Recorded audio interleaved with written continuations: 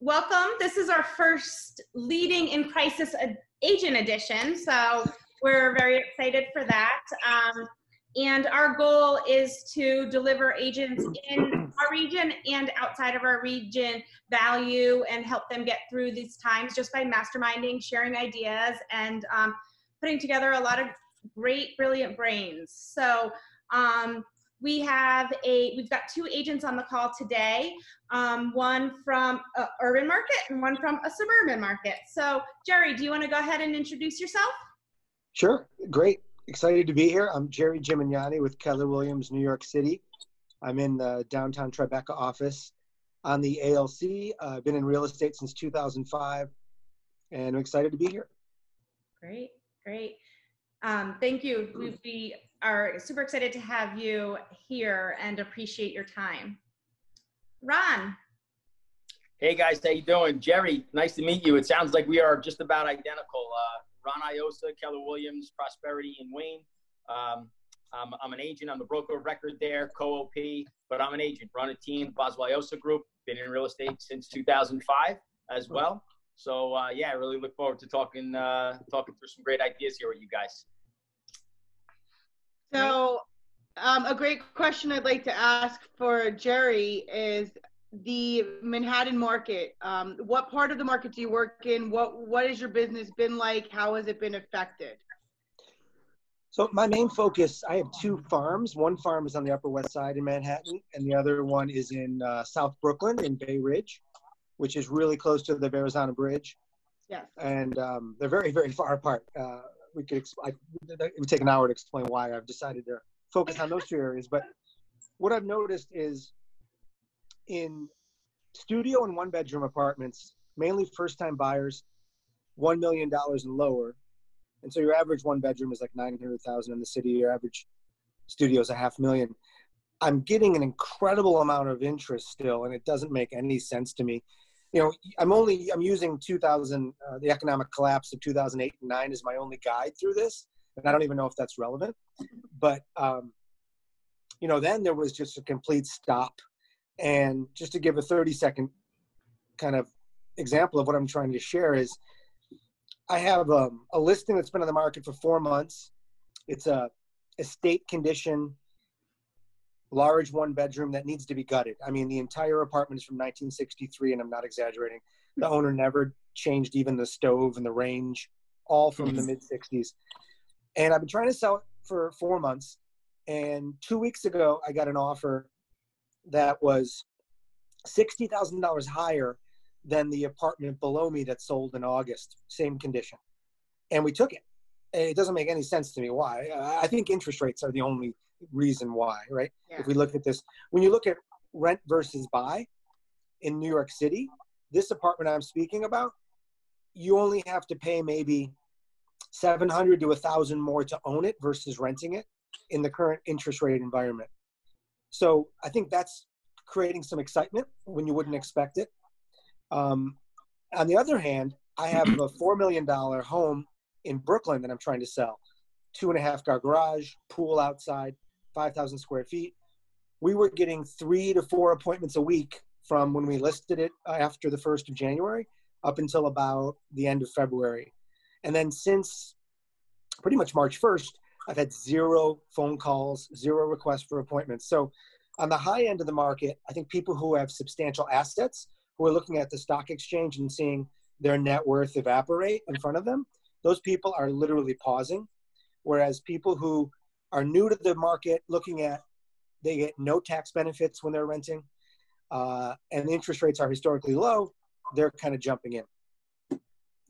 Yeah. Hey, Jerry, could I ask you a question on that? So you had all these appointments in the beginning, and this was before the Corona scare. What do you think stopped people from pulling the trigger then on the $2.5 million one? Well, it's a $4 million. $4 million.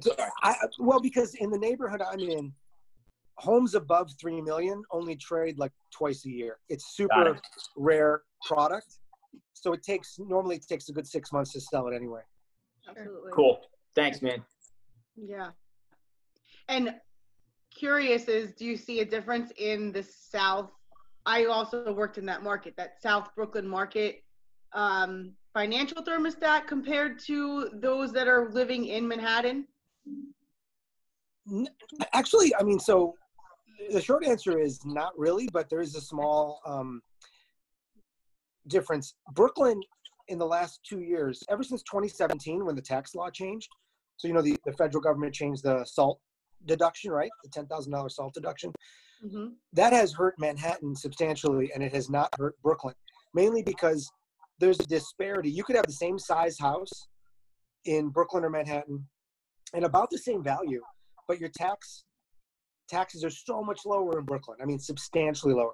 So Brooklyn has had, in the last 2.5, 3 years, prices increasing, where Manhattan has had 15 to 20% decrease in price since 2017. So that, I guess, is the best way I could answer that. Yeah. Interesting. Okay.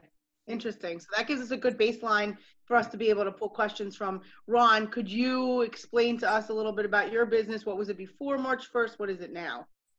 Sure, absolutely. I would say that our team was probably poised for potentially one of the best years, maybe the best year that we were going to have. Just every indication was showing that. How many appointments we were tracking, how many listings were forthcoming, what was already in the pipeline, what was scheduled to close. We were on track. And then obviously, as Jerry mentioned, interest rates falling, just really, really helping us out. We saw the same thing, that higher end market, same exact reason as Jerry, big time hit, just because if I can only write off $10,000 worth of taxes, I'm not overly interested in the $30,000, $40,000, $50,000 in tax properties. So that being said, where we are right now, because of Corona, I feel like we're just on pause. We're still working. We are still getting bidding wars, much like that Manhattan and Brooklyn market on the lower tier.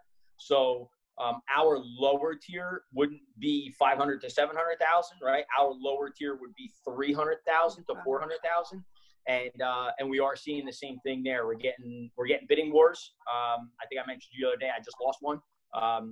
You know, it was a good offer. You know what I mean? It was over asking. Yeah, it was 5 or 6% over asking, 20% down, close whenever the seller wanted to close, and we didn't win the bid. So those things are still occurring. And everything else I think is just on pause. So it feels like, based on all of our conversations with our future clients and current clients, is the minute this haze goes away, because it's so unclear, we feel like everything is just going to pick right back up. And I hope and pray that's correct. Yeah. And last year, Ron and his team did over 250 transactions and about 90 million in business. So it's a good gauge if you know, if you're saying everything's on hold, but yet you're still experiencing multiple offers and over asking, it really kind of sounds like the market's like all over the place. So true. So true. You know what? And I'm not sure if this is relative yet. The millennials, the younger generations haven't really taken this whole Corona thing very serious. And could that be playing into what you guys are seeing in the market? Jerry, if you want, I'll jump on that first and then maybe, follow up, buddy. So yes, I think that's going to play into this heavily. I think millennials are a lot smarter than we give them credit for. I think that those guys and gals are actually just sitting there waiting right now because they know that they are going to pounce when this thing comes back. There's going to be a large amount of people, large group of people who need to sell as a result of this. And those guys and gals are sitting on their money. They're ready, willing, and able. They're ready to go. It's going to happen. Part one. Part two is, because of this, I actually think we might just see a little bit of a shift back to the suburban living. So right now, for the past 5 years, we've seen a heavy influx, at least in Jersey, into the train station towns because everybody wants to be in Manhattan, work in Manhattan. This might cause a little bit of a shift. And so we might start to see things swing back the other way. And I might see a millennial actually buy a little single family home instead of a, 2-bedroom condo townhouse. Sure. Listen, one of our millennials is actually pulling the cord on a 4,000 square foot house in Kinnelon that they just got. Yeah, for $275 on auction. He killed it. How about that, Jer? You want a $4,000 square foot house for $275? Sign me. I'll Airbnb the junk out of that. Let me tell you. Yeah, for sure. Oh goodness. So actually to that point is, let's talk a little bit how Corona has changed the way you're doing business. Because it doesn't sound like either one of you are slowing down. You're just looking at it from a different way and going after. So maybe Jerry, Well, could you start with that? yeah, I mean, I want to be clear. I mean, we're definitely slowing down, right? I mean, I have a lot of buyers that are on hold. I think, and I talk to my colleagues, I think some of what I'm seeing is an anomaly. Like, I have another example similar to Ron, where I have a buyer that's aggressively bidding on a property now, but those are really, in my world and in my colleagues' world, the extremes. I don't want to give anyone the illusion that I'm writing, 5 offers a day, because it's not happening.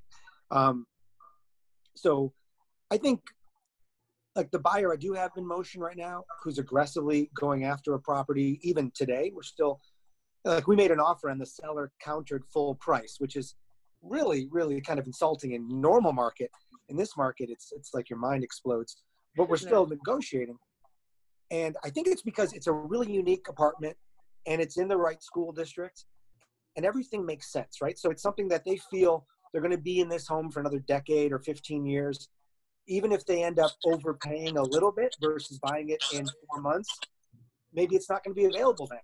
So I think that's the kind of buyer you have now. And people are looking long-term and saying, and even if it is a lower price, will interest rates be a point higher, which even maybe will cost you more than that lower price gives you a discount. So I think those are the people who are interested in buying. First-time home buyers, people who are looking very long-term, people who have a necessity, not a luxury. I would guess second home sales are probably not flying off the shelves, those kind of things like that. Unless, now the only thing I don't know, and maybe one of you can speak to this better, is I'm coming to you from Mount Pocono in Pennsylvania. I don't live here. I'm renting this house. I see that. I was wondering if it was your backdrop or if that's where you are. No, it's real.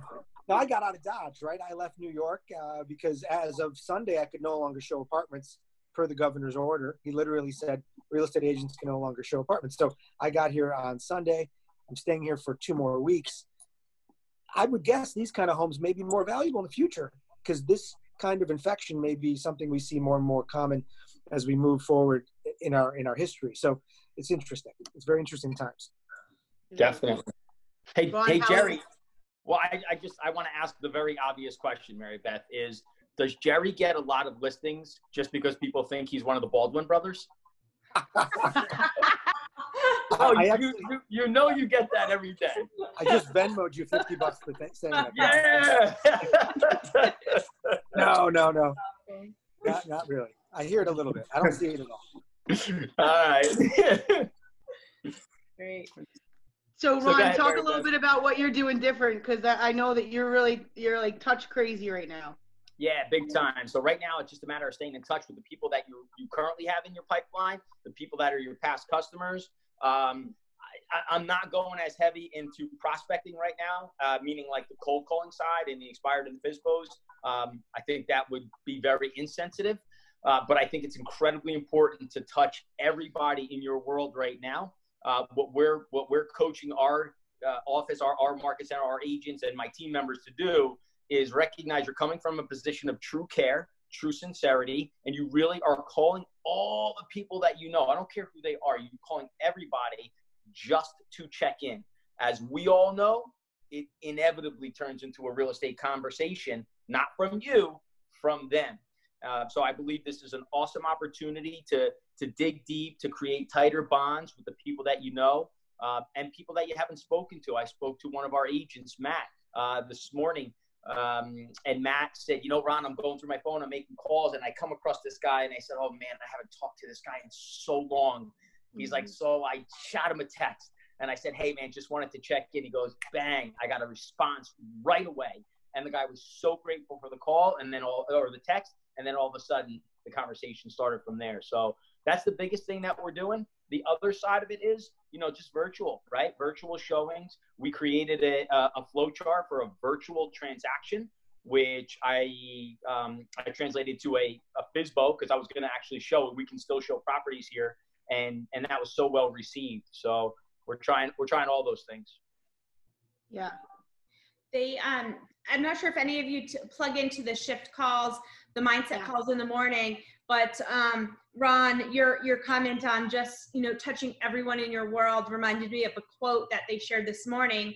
Those who show up in service now earn the business later. So you're right on there. Thank you.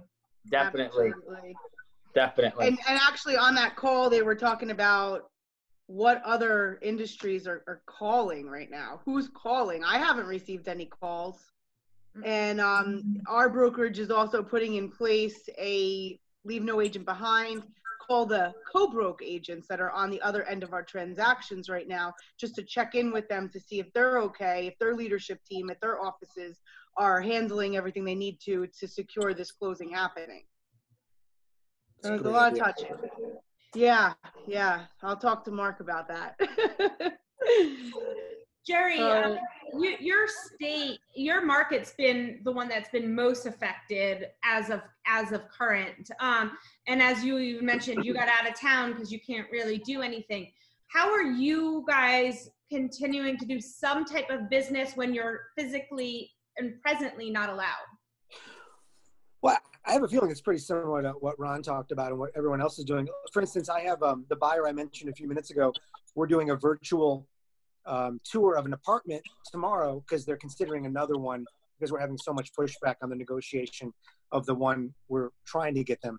So another brokerage firm representing the seller is setting up a Zoom call like we're having now, and we're going to go through the apartment at noon tomorrow with my buyer. So and I have a feeling that most people are doing things like this. So we're still trying to push forward there. What Ron said is spot on. I know myself and many people in our office are also reaching out, just saying hello, continuing to touch the clients, which is critical, not talk about business. That's such an important thing to do right now. And, I think, a lot of people I know in our office are just literally on pause. There's no, they're not getting any appointments for their listings. They don't have any buyers. And so it's really, when you talk to different agents, it's a very different story. And I think we're really in uncharted territory.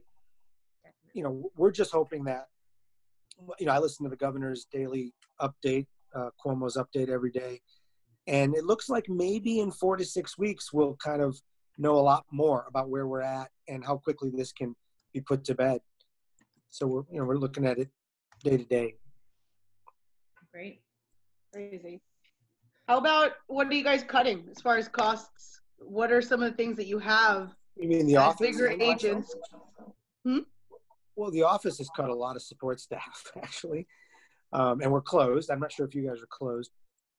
And then myself, I have a full-time admin that costs me $65,000 a year. And I'm still paying her full-time. But, if this goes on to like July or August, I'm going to have to make some decisions. Sure. Because she's not working a full-time job. There's not enough work to do. Sure. Right now, at least, in New York, we have things called board packages, which are horrible. If you don't know what that is, it is to purchase an apartment, you have to put together like 600, 700 pieces of paper of every asset you own and all your tax returns for the last several years. We're still putting those together. I have 5 deals in contract, 5 board packages to put together. So there's work to do. And so she's definitely getting paid. But I've reduced, I usually do a ton of mailings. I don't think now's the time to send out postcards or letters. So we've pulled back on those expenses. I'm still doing Facebook ads, which I think are relevant because a lot of people are home and everyone's on the internet. So I think that's important. And so far, that's how I've reduced costs, really just through the physical mailings, which I usually do about $1,000 a month, at least on that. Okay. Ron, what are some things that you've already cut out?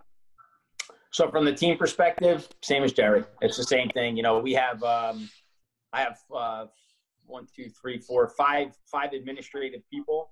One is a full-time salary position, and another one is pseudo, where she has partnerships, so she gets money that way, but then she also gets paid as an admin. 2 other part-time admin staff, and then a runner. The runner and the other 2 part-timers are paid by the hour. So those hours are virtually gone because there's nothing for them to do, just like Jerry said. So we are 100% in the same exact boat. I know from the market center, we're all, Mary Beth, I don't need to speak to that. You're all over that. You know exactly what we're doing on that I'm end. Ron's team leader, so we are really just taking a look at anything and everything we could possibly cut, defer, freeze, so, and on the personal, I'm doing the same thing as well. Yeah. Actually, a nice cleanse and purge, really. Definitely. Great. Julie? How, and I know we were still early on, but how are you seeing the beginning of this shifted market compared to the market of 08? Yeah, I mean, I can, if I could speak to that. It's funny, because in New York, and I'm not sure how this is being handled in New Jersey and other states, the Real Estate Board of New York declared a freeze on number of days on market. I'm not sure if you guys are aware of that, which is kind of a unique angle. So if you were to look up any listing in New York City, it now says counting suspended for days on market. So the idea is that they're trying not to penalize sellers for what's going on, right? So to that end, I haven't really noticed any price reductions. And that's the biggest difference between now and 2008-9, right? Sure. Right now, sellers are still holding strong. And it's, great example of when I made that offer last week and the seller countered full price and we gave a very, very solid offer. So I don't know. My gut tells me if this continues for 2 or 3 more months, we're going to have substantial price reductions, but as of now, we're not. Yeah, Jerry, I fully agree. You know what the real answer is? You and me, we don't know yet. We really don't know. So for either one of us or anyone in the industry to say, this is what's going to happen, and this is just like 2008. No, it's not. It's impossible to say that. We don't have enough data to say that it's close to that yet. We are experiencing as you though, man. No price reductions yet. I think wait. We have to just sit and wait a little bit. Mm-hmm. I heard a good quote yesterday that this is more like what happened after 9/11 because it's more environmental, which ultimately then affects the economy, yet it's not an economy-driven crisis. So the way that the market's responding to it is a little different. Yeah, Julie, same thing. I've heard so many people make the same type of correlation, and it's so true. So that effect may happen a little bit later down the road, right? We don't know necessarily. It may not.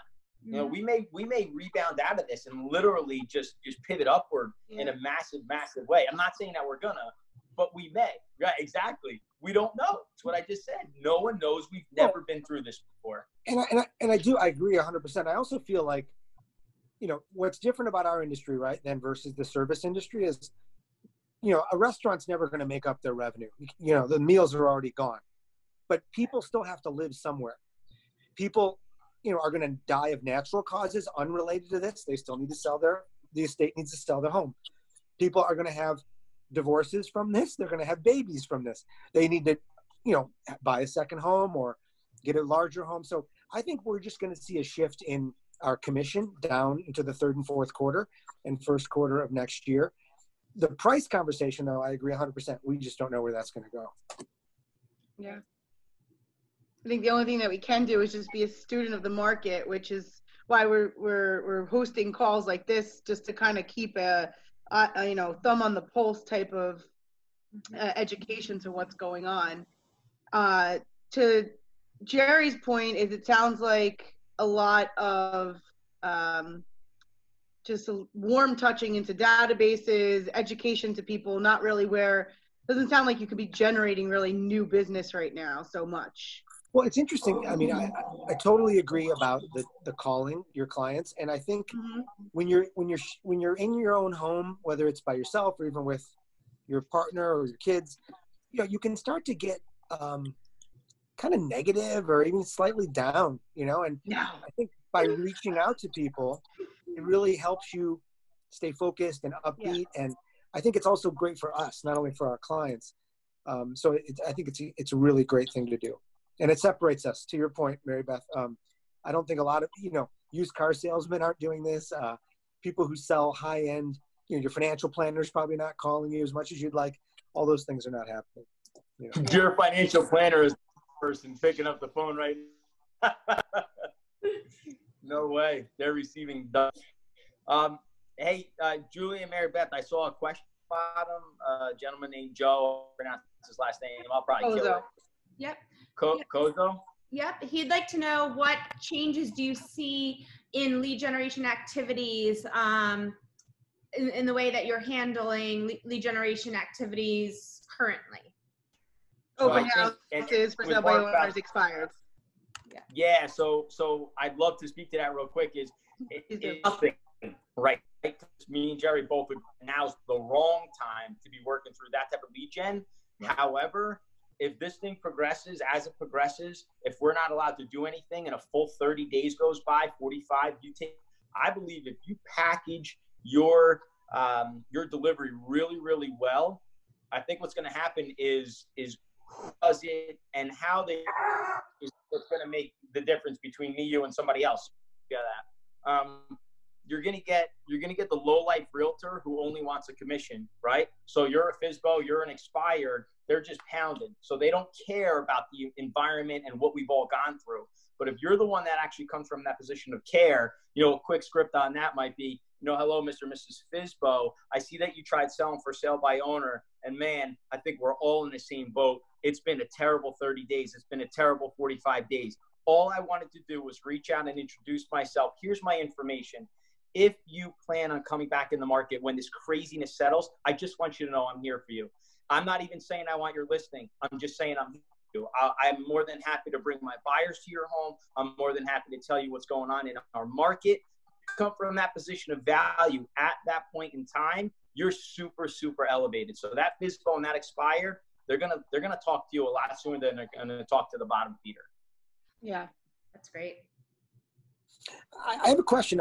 Are you guys allowed in Jersey to make cold calls now? Because we actually are forbidden per the governor's order. Wow, that's interesting. We don't have an order like that just yet. I would imagine that's coming. I would, and it should be, right? It really should be. That's what I'm saying. We shouldn't be lead generating now. This should definitely be 30 to 45 days out. Hopefully. I think you're right. I agree. Yep. And I guess I would even question if a first sale by owner who's still advertising their number, if that would be considered a cold call. If we offer a service that could absolutely help them, especially with our Keep It Moving commitment, showing them how they can put a transaction together even while the buyers can't get into the home. So I don't know if that would even be considered. I think we owe it to them to call them because they are on the market. They're just on a private sector of our market. That's a good point. Yeah. I was circle prospecting up until a couple of days ago, and that's where we had to stop because it was part of the governor's order. Now, something that we are going to start up in our office that was encouraged on last call Tuesday is a list of exclusive properties that are going to hit the market once this does lift. We're going to be keeping an internal document on our Facebook group for our office so that our agents just get to see what inventory is going to be out there. Maybe we could match make prior to the restrictions lifted. And if we could do that, then we can use our addendum that we created that allows them to go through the process and stop at a certain point. So then once the restrictions are lifted, they can go ahead and get in physical inspections. And if there's any physical appraisal needing to be done, it could get done as well, giving them like 15 days to go close or kill the deal. So, yeah, we're just getting really creative. Definitely. Have you guys seen anything else or from other people that you that is creative like that outside of Mary Beth shared, Ron, a little bit of what you guys are doing in your market center, but to just try to keep it from halting the market 100%, because to your point, if this goes on for another 2 or 3 months and we're unable to do the majority of things, what is that going to look like, right? So have you seen any other creative ideas of how to keep things going? No, I mean, Jerry pointed out he's going to be on that that Zoom call virtual walkthrough. I think he said the listing agent. Jerry, you said the listing agent was going to be doing that? No, well, I probably did, but I misspoke. A neighbor is going to do it for the seller. So I don't even know if legally we're allowed to do that as a listing agent. That's where I'm not clear. Could you, as a listing agent, go to a home without a client and have a electronic walkthrough or appointment? I don't know. Yeah, I don't see why not. I mean, virtual tours are completely allowed. They've been around forever. Matterport, all these things exist as technology.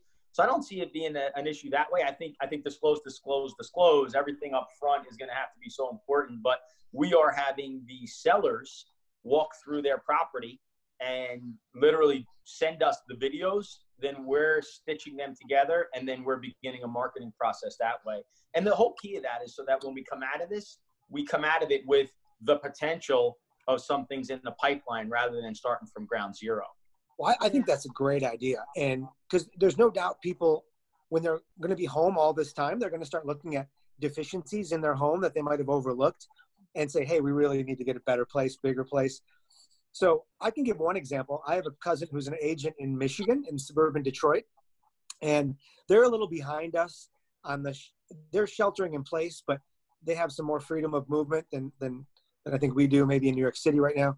And he listed a home on Monday, did a really great virtual tour, much more extensive than he normally would have, and got it in contract 48 hours later.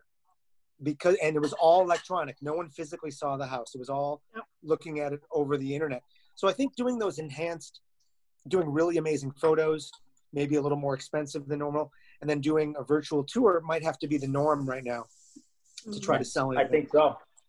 I've got an appraisal coming up on Saturday morning, and the appraiser actually asked us, so just to show you how across the board, he actually sent the message and said, please make sure every door is open, every light is on, because I don't want to touch anything. He goes, I'll have a mask, I'll have gloves, I'll have all that stuff. He goes, but I don't want to touch anything. So you could still do business if you just change the way that you do it. Yeah. That's it. So actually to that, and then we could see if there's any other questions. What are some things the two of you are doing that your top producers in your marketplace? What are you doing to keep your mindset right?